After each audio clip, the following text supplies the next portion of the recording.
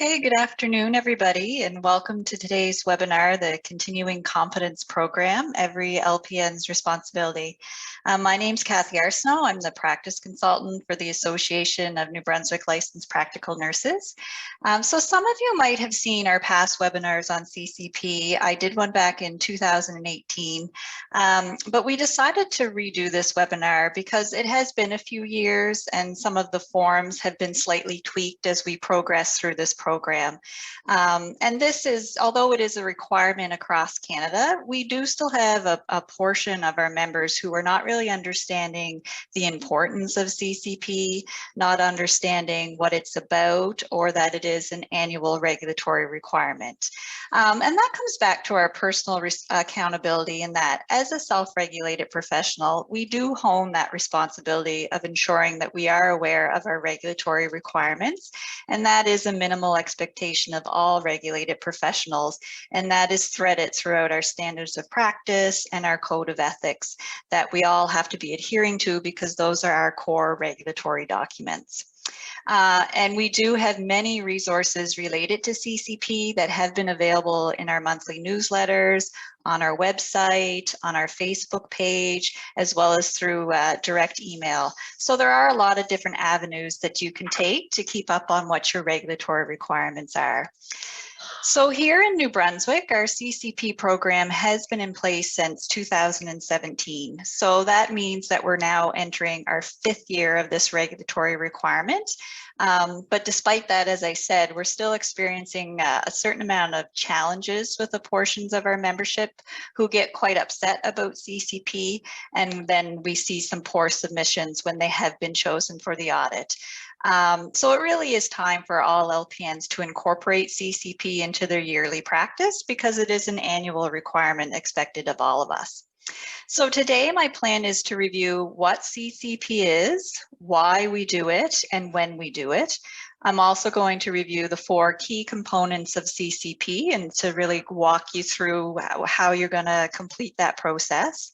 We are going to talk a little bit about the audit that we conduct, and I'll also share some ideas that you can use towards your CCP. And at the end, we're going to take a brief look at what CCP looks like in other Canadian provinces, because CCP is a pan-Canadian requirement. And as always, at the end, I'm happy to answer any questions you might have regarding CCP. So let's talk about the who, the what, the when, and the why of CCP. So for starters, the question is, well, who is required to participate in CCP? So the answer to that is that all actively practicing LPNs, regardless of how many hours you work, where you work, if you hold an active license, you are required to participate in the Continuing Competence Program. So over the years, some people think that if they're just casual or they're just doing foot care, then they can be exempt from CCP. And that is false. So if you are actively practicing in any capacity, you have to be completing your CCP requirements annually. What is CCP? So CCP can really be defined as a formal system that's used to assess the ongoing knowledge, skills, and competence of LPNs. And when do we complete CCP? We do it annually. So it is an annual requirement of all LPNs, not just the LPNs who get randomly selected for the audit. Every LPN has to do this annually, whether you've been audited or not. So the worst decision you can make is to wait until you're audited to complete your CCP documents. And we're going to talk about that more as we continue on with the presentation. And then, of course, the big question is, well, why do we have to do this? So CCP is a key component of public protection. So although we are LPNs, LPNs can also classify themselves as the public. And I think you would all agree with me that as a member of the public, I want to know that the person who is caring for me is competent and current in their practice. That's what gives us that reassurance that we're in good hands and we're going to receive good, safe, and ethical care. And I like to give some everyday examples here in that if you were looking for a new hairstylist, who would you be more comfortable going to? Would you be more comfortable with the person who has continued to stay up on the latest trends? Maybe they've been taking education on best practices for sanitizing their equipment. You know, they're up to date on the latest color dyes, the new cutting techniques. Or would you be more comfortable going to someone who graduated in 1984 and they haven't done any education related to their profession since? So if anyone knows me, they know I'm a little bit particular about my hair. So I certainly know who I would be picking as my stylist. And if you needed to get some electrical work done in your home, say, are you going to be choosing the electrician that's been updated on, you know, the latest building codes and the wiring requirements? Or are you going to choose someone who hasn't made any changes to their practice or maybe even their equipment since 1990? And that actually happened to me recently. One of our COVID projects, everybody had a little bit of a COVID project, was installing a fireplace, and we wanted a hidden plug on the mantle. And we had one guy come in who said, oh, you can just use a regular horizontal plug and that'll be just fine. And then the more up-to-date electrician came in and said, well, no, you can't put a regular plug horizontal or flush. You need this kind of a plug because that would go against the building codes. So I think that if we think about it this way, it really does just make sense. Is the public going to be comfortable and feel safe with the LPN who took part in continuous learning and were learning new skills throughout their career? Or are they going to be comfortable with someone who hasn't learned anything new since they graduated 10 plus years ago? And another reason why we participate in CCP is that continuous learning is outlined in legislation and the LPN Act, and so it does make it law. So our Act does state that all members shall be subject to mandatory continuing education as determined by the Board of Directors from time to time, and that we can require members to take continuing education programs as approved by the association. And I also like to point out here that in New Brunswick, we are very fortunate to be self-regulated. It is a privilege to be self-regulated. And in order for us to keep that privilege, we have to have ways to show government that what we have in place to ensure public protection. So if government ever came to us and said, show me how you're ensuring that LPNs are staying current and competent as per your LPN Act, we do have the CCP program to prove that this is being done. So I often do get asked, but why is it mandatory? I work full time, I've got kids, I'm being called in for overtime every week, I don't have time to do this, nobody ever told me about it. So let's talk about the why a little bit more. So we participate in CCP because we have a professional and ethical obligation to do so. We are responsible for our own practice. My practice is my responsibility. It's not up to your employer or your nurse manager or your colleagues to do this for you. So I have actually been told by some LPNs that they would just get their nurse manager to send me the education they did that year. But your nurse manager is certainly not the one to be doing that for you because they are not responsible for your practice. And as we said in the previous slide, it is outlined in our standards of practice and our code of ethics. So these are our two core regulatory documents that as licensed professionals, we have to adhere to. So our standards of practice has been updated in 2020, and it does clearly state that LPNs demonstrate continuing professional development, including compliance with jurisdictional requirements related to continuing competence. Our code of ethics says that LPNs engage in opportunities for career-long learning to continuously develop the competencies required to meet the ethical and regulatory requirements of the profession. So with these parameters that are set in our regulatory documents, to put it simply, CCP is not optional, and it does have to be completed annually to remain licensed and a member in good standing. So being too busy or not knowing is really not an acceptable reason for non-compliance with CCP.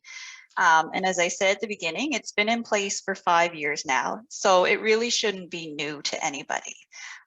It was started in 2017 when we all did the jurisprudence module. So that was our mandatory requirement in order for us to be licensed in 2018. So this was really our introduction to CCP.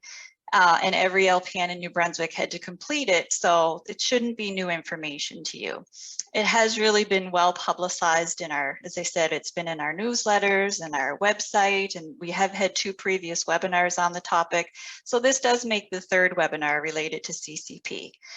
And it is something that we declare on our annual registration form. So you do see it there every year as well when you register. So, you know, we truly do understand how busy everyone is, especially, you know, we're dealing with the pandemic. But despite that, we do still have to comply just as every other LPN and RN does in Canada.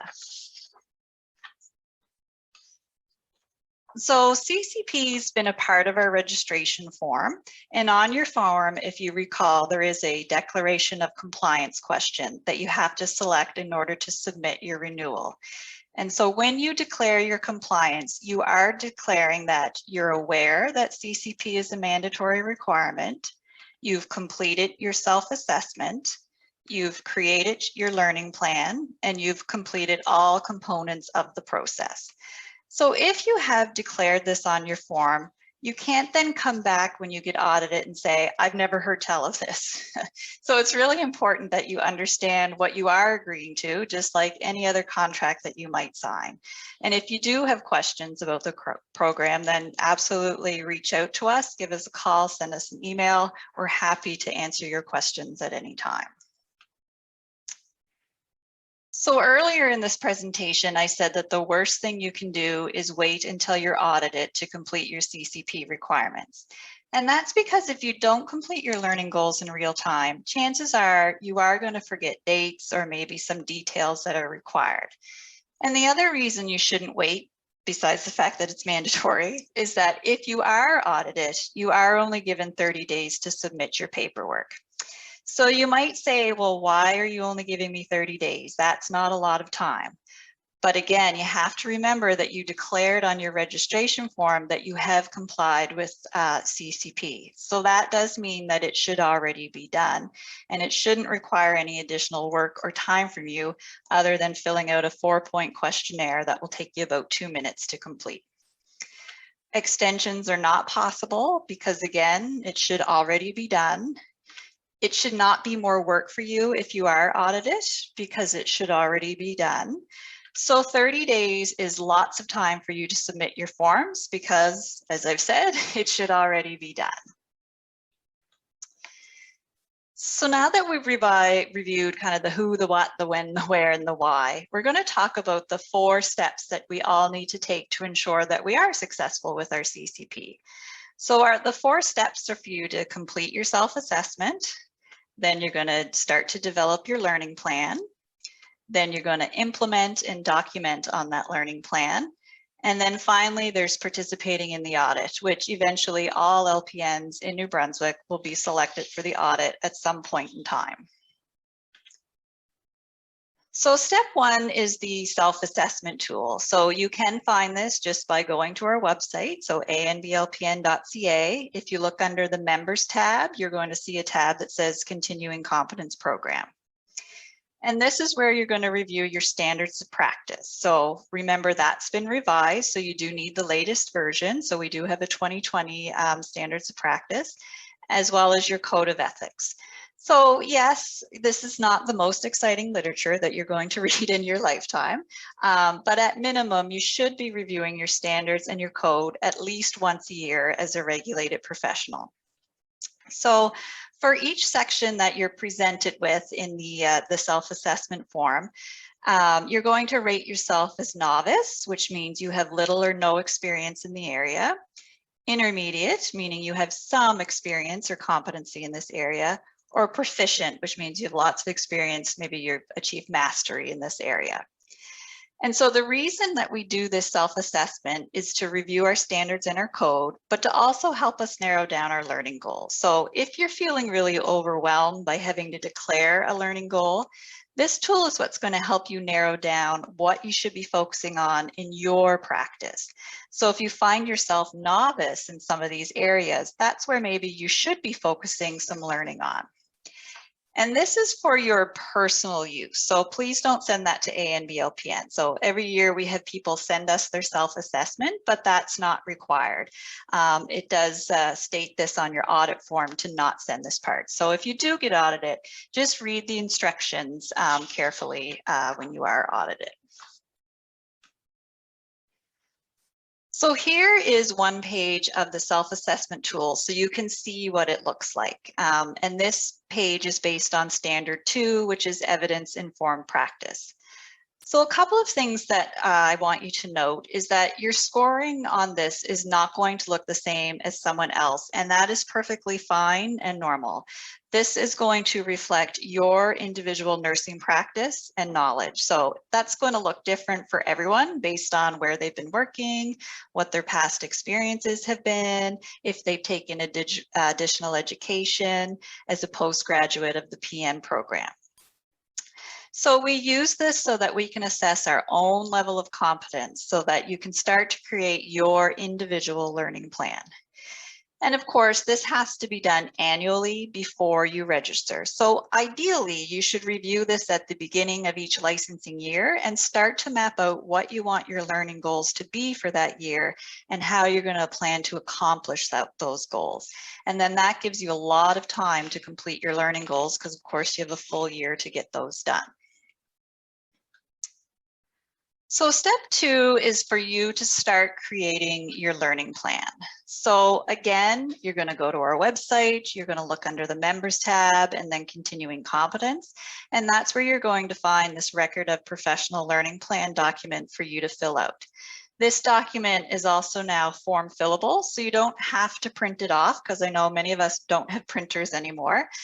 So you can just save this form to your computer and you can fill it out online and just create a folder, like a learning folder for yourself on your own personal computer, which makes it a lot easier. This is your personal action plan and where you're going to state your goals and how you plan to accomplish those goals. So if you are audited, this is the form that we're going to ask you to submit. And our next slide will show you what the form looks like. You have to complete 2 learning goals per year. So it's wonderful if you achieve more than 2 learning goals, but for the purpose of the audit, you only need to send us 2. And your goals have to reflect your current practice, be new knowledge to you, and accomplished within the last licensing year. So you can't use something that you accomplished more than a year ago.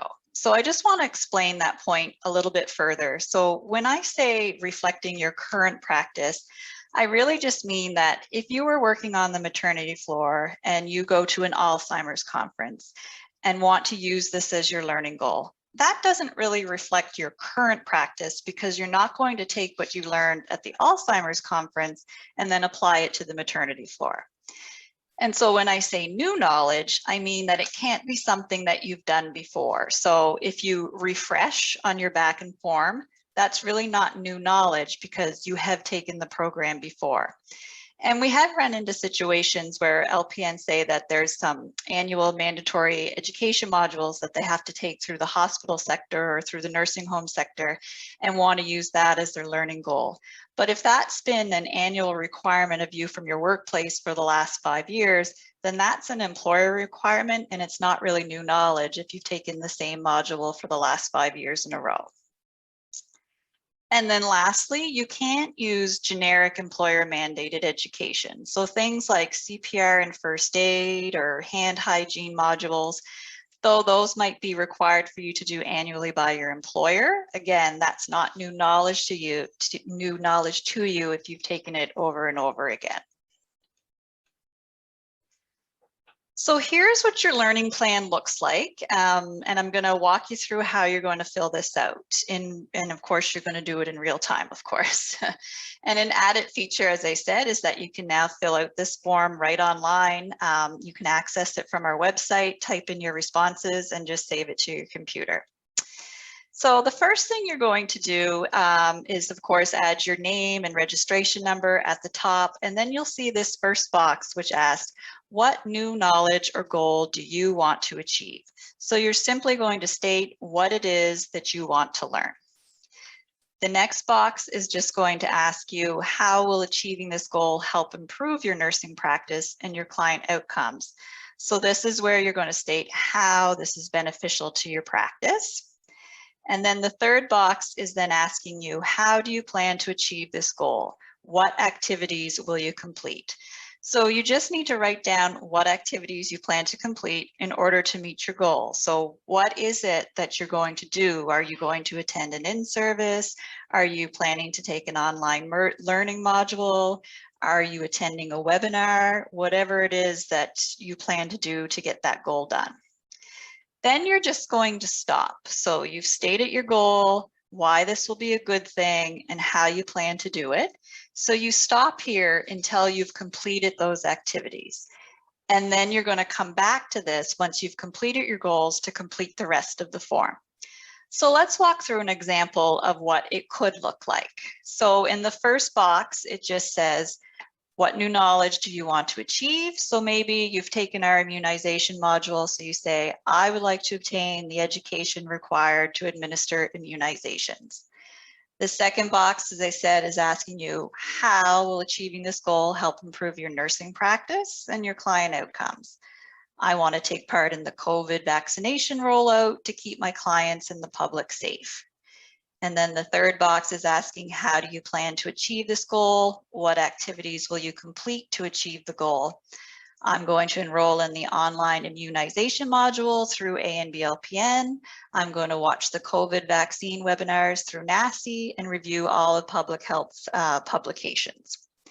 And so then you would just pause here until you've done those things, and then we continue on with the form, which is what we're going to talk about next.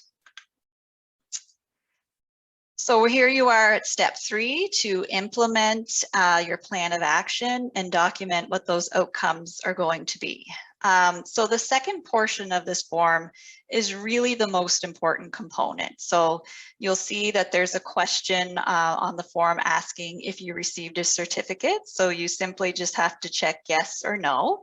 If you didn't receive a certificate, that's fine. We don't receive a certificate for everything we do, especially if, you know, one of your activities was reading a healthcare article or something like that. So in box 4, it's asking you to identify something specific you learned by achieving the learning goal. So this is where you're going to state the new knowledge that you obtained. And then in box 5, it asks, describe how you use this new knowledge to improve your practice and positively impact your patient outcomes. So this is a really important part of the form, and it's probably the most important. So you need to reflect on how it's impacted your practice positively. And we ask that you please be specific and concise. So you really want to avoid making blanket statements like, it was all great, I feel really good about learning this, or it was all new knowledge, or I think I'm going to be able to help my patients more. But how are you going to do that? So you do need to give us a little bit of details, because if you're vague and you don't state anything specific, it's not going to be accepted by the audit committee, and we'll ask you for more information, which is going to delay the process for you. And then finally, at the top of the form, you're going to see date goal completed. So you need to fill this out because we need to know that it fits in the parameters of the last year. So don't provide us with the date that you're sending us the form, which happens often. We need the date that your goal was actually completed. So that's another reason for you to be doing this in real time. And if you don't have the exact date, you need to at least provide us with the month and the year. And of course, you should keep a copy for yourself. Once you're done this form, as I said, just save it on your computer, print it off if you want to, and put it in your personal learning portfolio. So then if you are audited, you simply just need to retrieve your form that you filled out and send it to us. So it is important, I would like to stress, that you do keep a copy for yourself, because sometimes people do prefer to send it in the mail rather than faxing it or emailing it. But we know sometimes things get lost in the mail, or the mail process has been really delayed since COVID. Sometimes things come much later. So do just always make sure you have a copy for yourself in case we're getting close to the deadline and maybe we still haven't received yours. So let's go back to our example to fill out these last 2 blocks if you were choosing something like immunization. So box 4, as I said, is asking you to identify something specific you learned by achieving this learning goal. So maybe you say something like, I learned the proper way to transport vaccines and the cold chain system. It has to be in an insulated container with ice packs, insulating materials, and a thermometer to ensure they stay in the range of 2 to 8 degrees Celsius. And then your last box is asking you to describe how you're going to use this new knowledge to improve your practice and positively impact your patient outcomes. Now that I'm aware of this process, I can ensure that the vaccines will not become damaged during transport, and I'll be able to safely administer them to my clients. If there was ever a break in the cold chain, it could cause decreased levels of protection, which would be harmful to my clients. So that's all we're really asking from you. You don't need to write us a novel by any means, but also don't be so vague as to not really state what the new knowledge is that you've learned. So you really just need to provide us with a nugget or two of the new information you obtained and how that's going to positively impact your practice. And it's important that you link your new knowledge to your reflective evaluation. So oftentimes somebody has stated what their new knowledge is, and then in the reflection, it's not related to the new knowledge that they wrote down in any way. So those do have to be connected. And as I said, you want to be specific. Just give me one piece of information that was new knowledge to you, and avoid saying things like, it was all great, because sometimes that's what we receive, which of course doesn't really tell us anything. So here's our last step. Step 4 is participating in the annual audit. So every year we have a certain percentage of LPNs who are randomly selected for the annual audit. We don't target people, it's just a random selection. So sometimes people call very panicked thinking that they've done something wrong if they've been audited. So don't panic, you're just one of our lucky winners this year. If you are chosen for the audit, you're going to be notified by email in January of each year. So it is your responsibility to check your email, and that is stated in your annual registration form as well. And you know, it's a good idea, of course, to always check your junk mail once in a while, just in case we land in there and you haven't marked us as a safe sender. And, you know, every year we do have people who say, well, I don't check my email, but this is the mode of communication that we're primarily going to be using. So you do need to be checking in with your email every once in a while. Don't wait until you're audited to start this process, because chances are if you do wait and then suddenly you've realized you've been audited and you haven't done anything, you are going to be rushed. And your documents are probably going to be not completed very well. We can definitely tell when people have waited until the last minute to fill out their form. And as we said, you've got 30 days to submit your paperwork following notification of the audit, because it should already be done. So complete those learning plans in real time, then it's no big deal. You just retrieve it from your computer or your learning folder, wherever it is that you're planning to keep it. And then you just need to send it to us. So when you are audited, all you need to send us is your 2 completed learning plans and the audit questionnaire. And so the questionnaire is going to be included in your audit notification letter. It's not something that you're going to find on our website. And the audit letter is going to give you simple step-by-step instructions. So just take the time to read the instructions so that you know what is required of you.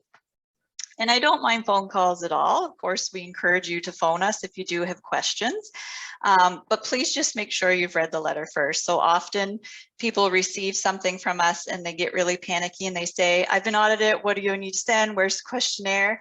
Everything is in the email that we send you. So just calm down, read the steps, and just send us what we've asked in the email. So once you submit your forms, you are going to get notification that they've been received and no further action is required at this time. So you will learn the results of your audit probably in early to mid-March. So what sort of happens is that we notify you in early January if you've been chosen for the audit. Then we take the month of January to collect all of the submissions because people have 30 days to send in their paperwork. Then in February, our CCP Audit Committee meets. So we aim to meet in mid to late February. And the Audit Committee is the one who reviews all of the submissions. And then the results come back to me so that I can provide each LPN with their results. So it does take some time to do this. And we aim to have all of your results back to you by, as I said, early to mid-March. So basically, there's going to be 3 possible outcomes to your CCP submission. The first is compliance has been verified. So it's all green lights. It was an appropriate goal. You answered all the questions. You gave us enough details. You stated some new knowledge and you provided some reflection. So your notification letter will just tell you that it was sufficient, no further action is required, and you continue on your merry way. Another option is partially verified. So that means that either something is missing or we need more details from you. You don't lose your license automatically. So people are very afraid they're going to lose their license about this. So just, as I said, take a breath. It's probably a quick fix. Your license does become temporary until the issue is fixed, but there's no restrictions on your practice. We just need a bit more information from you. So, you know, it might be a situation where you only sent us 1 goal, and of course we need 2. Maybe only one of your goals was sufficient and the other was poor.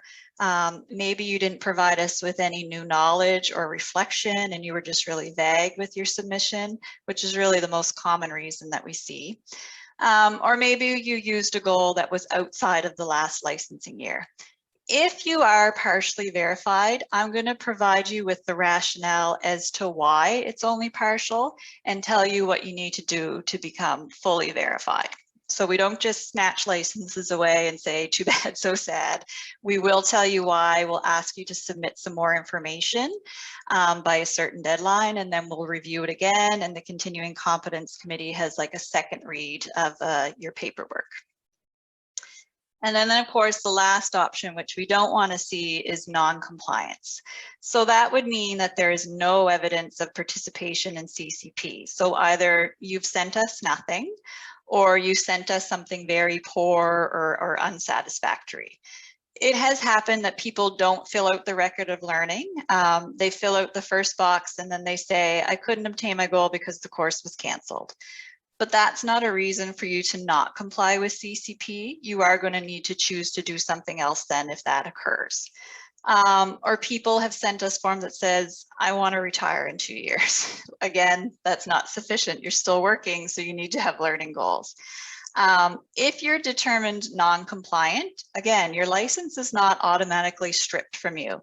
You move to that temporary license, you're given the rationale as to why, the steps you need to complete in order to become compliant. If you do become red lighted because you're non-compliant, you will have to complete a learning module related to CCP to ensure you understand. So suspension of a license is only going to occur if you absolutely refuse to comply with the requirement. So if you have been given an opportunity to rectify the situation and you choose to still not do so, then yes, your license can become revoked and you won't be able to practice until you comply.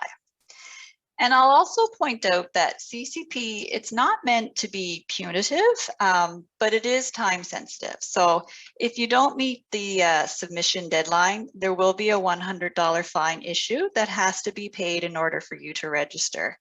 So we do need to adhere to these deadlines just as we would for anything else, whether it be filling out your taxes or registering for your license on time. And I know that people have been upset about this point, but we have to think about it in other ways that, you know, if you had a speeding ticket from a police officer, we can get upset about it. But at the end of the day, we do still have to pay the fine because that is what's expected. So as we start to wrap up, I did want to share a few learning goal ideas because often people do get stuck and they don't know what to do, or they think they have to shell out a lot of money in order to take a course. And you can definitely use courses if you want to, but there's a lot of other options available to you that doesn't have to cost you any money. So one often free option is webinars. So this past year and a half with COVID, there have been a lot of free webinar options, and a lot of conferences were virtual as well, and often there was no cost to attend those either. So if you are using a webinar or a virtual conference, just note the date that it took place, the title of the webinar, and a handy tip is that if you are watching a webinar, have that record of learning right beside you and just fill it out as you're watching. Then you can jot down that nugget of new information you learned while you're watching the webinar. You might also choose to read a healthcare article. So again, you want to just make sure that it's, an evidence-based article, have the title of the article, maybe who the author was. So you might choose this option if maybe you have a new client that has a certain disease or condition that you're not really familiar with. So you decide to do a little bit of research to learn a bit more about it. Then, of course, there's independent research, same idea as the healthcare articles. In services, so I know that those were, there weren't a lot during COVID, but as we're hopefully reaching the finish line, we'll start seeing these in services coming back, and those are often free learning opportunities for you.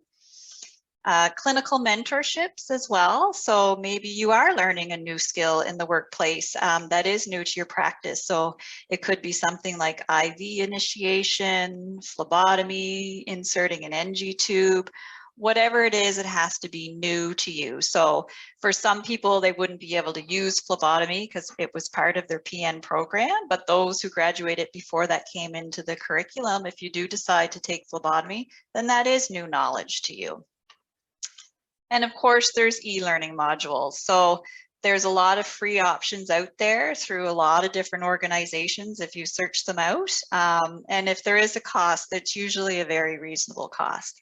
So those are just a few options that you might consider when you're thinking about how you're going to complete some of your learning goals.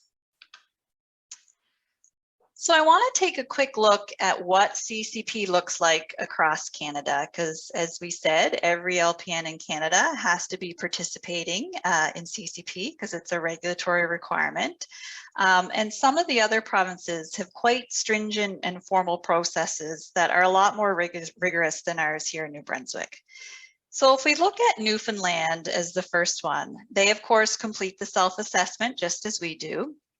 They complete a learning plan, but with their learning plan, you do have to show proof of hours. So you have to show 14 hours of learning activities, and 7 of these hours has to be formal learning. So they've divided theirs up into formal learning and informal learning, and at least 7 of your hours have to be formal learning. If we look at Nova Scotia, again, they complete the self-assessment. They have the learning plans they document on as well. Each of the learning goals that they choose has to be linked to a specific standard and indicator in your standards of practice. And you have to show a minimum of 2 activities you completed per goal in order to achieve your goal. And that includes dates of when those activities took place. If we have a quick look at Saskatchewan, again, the self-assessment, as you see, that's part of everybody's, and they have a learning plan. They also have goals that have to be both formal and informal, and those hours have to total 24 hours of learning activities. So that's, you see Newfoundland has 14 hours of learning activities. Saskatchewan has even more at 24 hours of learning activities. And then finally, if we look at Alberta, they do the self-assessment, excuse me, they complete a learning plan. All of the goals that they're allowed to use have to be based on their competency profile. Every LPN in Alberta has to do 1 mandatory education module per year. And if they are chosen for the audit, they can use that mandatory learning as one of their goals. They also have to show proof of their practice hours, and any late submission is subject to a non-negotiable $100 fine. So wherever you practice in Canada, non-compliance with CCP will result in suspension of your licensure. So that's just a quick look at some of the other provinces.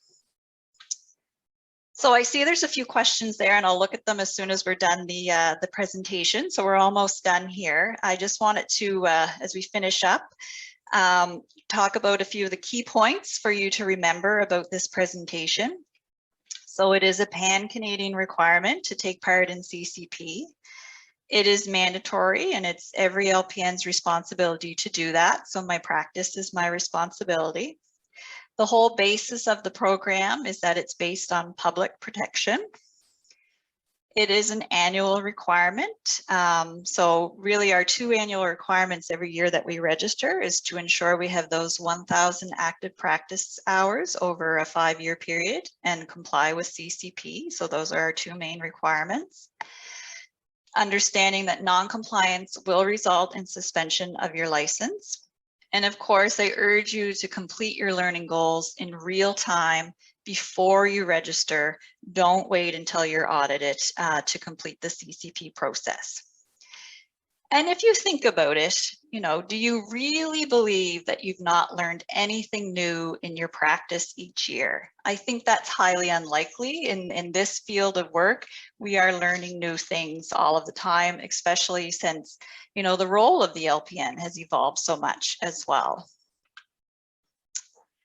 So I do want to thank you all for joining me today. I do want to just direct you to where you're going to find these resources on our website. So you just go directly to our website, look under the members tab, and then the continuing competence program. And that's where you are going to find the instruction book that tells you exactly how to do this process.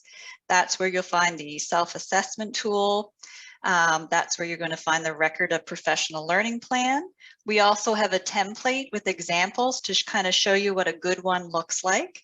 This webinar, of course, is going to be added to the website as well to replace the old webinar. And we have a very short 5-minute CCP video that we launched a couple of weeks ago as well, that just gives you a highlight of the main points of CCP. And of course, if you have any questions at all, please just give me a call at the office, or you can send me a quick email. And going forward, just as a little PS of coming soon, these learning plans, the record of professional learning plan, it is going to be available within your personal ANBLPN account. So eventually you're going to have a tab when you log into your account that says My Learning Plans. And in order for you to complete the registration process, you will be required to submit your learning plan, whether you've been audited or not, because of course everybody should be doing CCP. So it will be something that you again can fill out within your own personal accounts. So that's what I had for you today. I'm now going to open it up for Q&A. So I will be looking in the chat box. And of course, I won't